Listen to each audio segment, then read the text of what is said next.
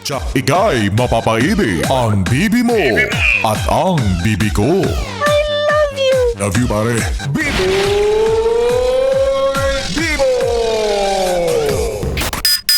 Akalain mo yun? May pakpak pala ang pag-ibig. Sabi yun ni Ate Reg, On the Wings of Love. Diba patunay yan na talaga namang misteryoso at mahiwaga talaga ang pag-ibig. Pero medyo hindi ako naniniwala dyan.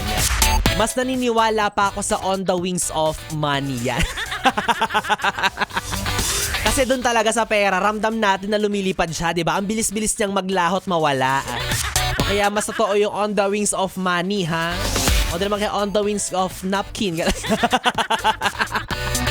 Ay nako mga yes friends, speaking of pera, money. O kamusta naman? Kamusta naman ngayong ikalawang araw ng Pebrero? Alam ko yung iba sa inyo nakatanggap na ng sweldo nung katapusan. Pero marami rin naman ang naubusan na ng laman ang pitaka. Oh! Count me in. Parehas tayo, damay-damay to. Diba? Ay naku, buti pa yung mga mayayaman, no? Ang problema lang nila kung saan magbabakasyon, saan bansa pupunta. Samantalang tayo, pinag-iipunan pa natin, ultimo pagpunta ng Manila, malapit lang naman pero pinag-iipunan pa natin. Pag Star City natin, pinaghihirapan pa natin.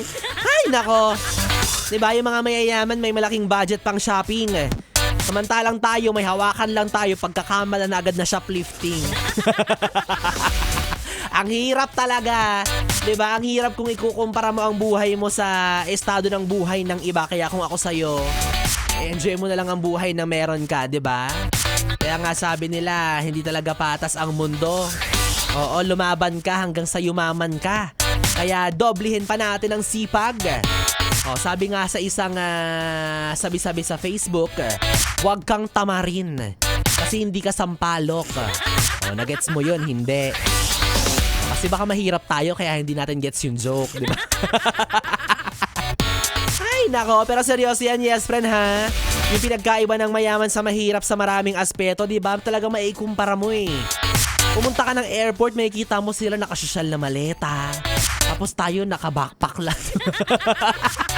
Butas pa yung gilid, tinali pa yung yung sukbita ng bag sa balikat. Ang hirap talaga. Di ba? Diyos ko, sa gawaing bahay pa lang.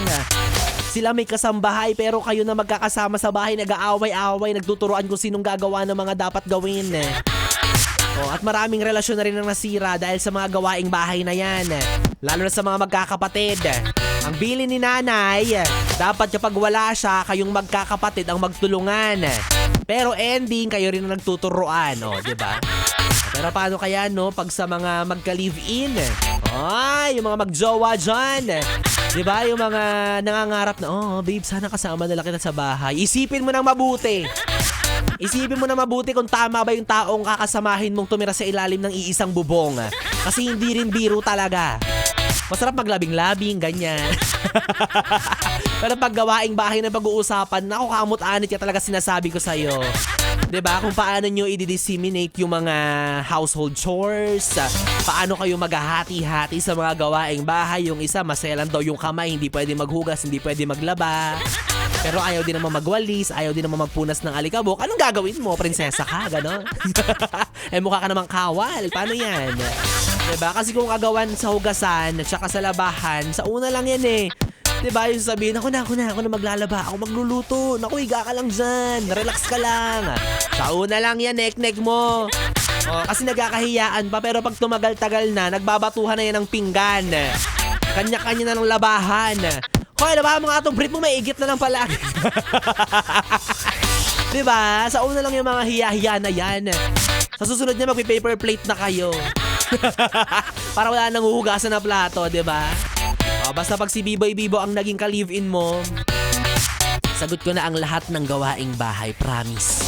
Paglalaba, pagluluto, paglilinis, paghuhugas ng plato, lahat yan sagot ko. Basta may sweldo. Dapat lang, uy, wala nang libre sa panahon ngayon, ha? Abusado ka, ha? Nakasama mo na ako sa bahay, babayaran mo pa ako. Dapat gano'n. Ay, Ay, nakawala anyways mga yes friend. Kapiling nyo na ang bibi niya sa radyo, ang DJ na mabilis bumayo, ang dila sa mikropono. Ako po si DJ B-Boy.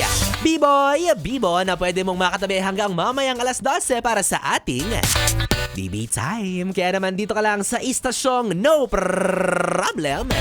Ang 101.1 Yes FM. Solid. Oras natin 9:38. All that time